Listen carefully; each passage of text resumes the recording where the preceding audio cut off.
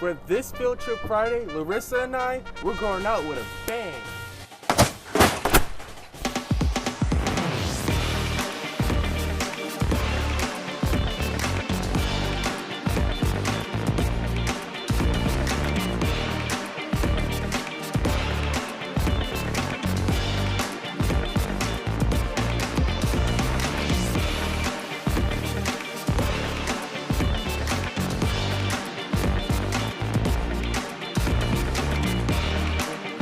We were invited to Fort Mackinac for this week's Field Trip Friday, but first, we had to wake up bright and early to catch the 7:30 a.m. Starline Ferry.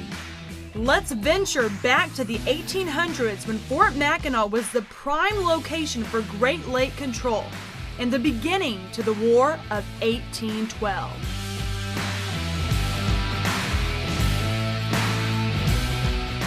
The heavy artillery sits atop a bluff 150 feet above Marquette Park.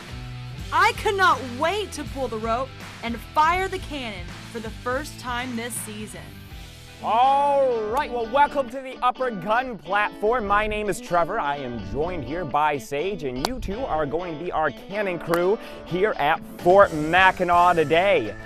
Trevor and Sage showed everything soldiers from the 1800s had to do to master this weapon. It was a bit more complicated than just lighting a fuse. And with that, we can then wheel this cannon forward and into the firing position. Ooh, this is my workout of the day. And at the top of this tube, there's a chemical known as fulminated mercury. Now, this chemical is extremely volatile, so it's very friction sensitive. So, when this pin is pulled, it will cause it to flare up. It will ignite the very fine gunpowder. It'll send a jet of flame through the touch hole and set off our cannon here today. Ready? Fire! Wow, that was exciting. Oh, that was so awesome. Again. We met with Mackinac State Historic Parks marketing manager Dominic Miller, who gave us a tour of the entire fort. Walking through the museum felt like we were one of the troops. To learn more about this war ground, Larissa and I spoke with the Deputy Director, Steve Brisson.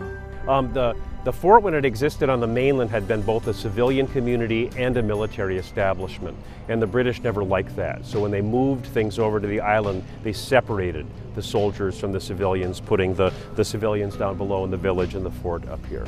When the British built the fort, it was acknowledged that the most vulnerable point of the fort would be from the back. And they always planned to put up further defenses on the heights above the fort, but they never got around to that.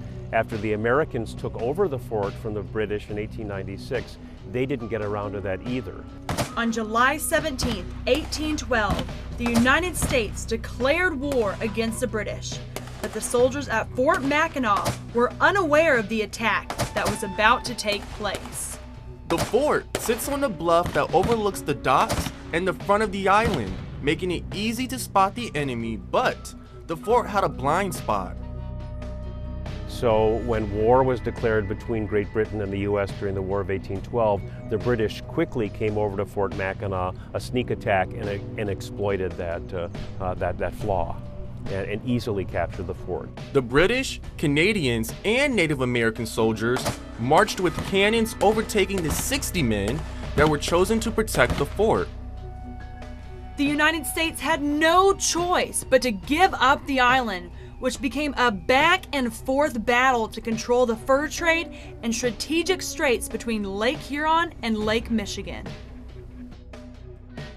It's amazing to imagine that the War of 1812 started in our own backyard. The Americans fought hard to reclaim this fort.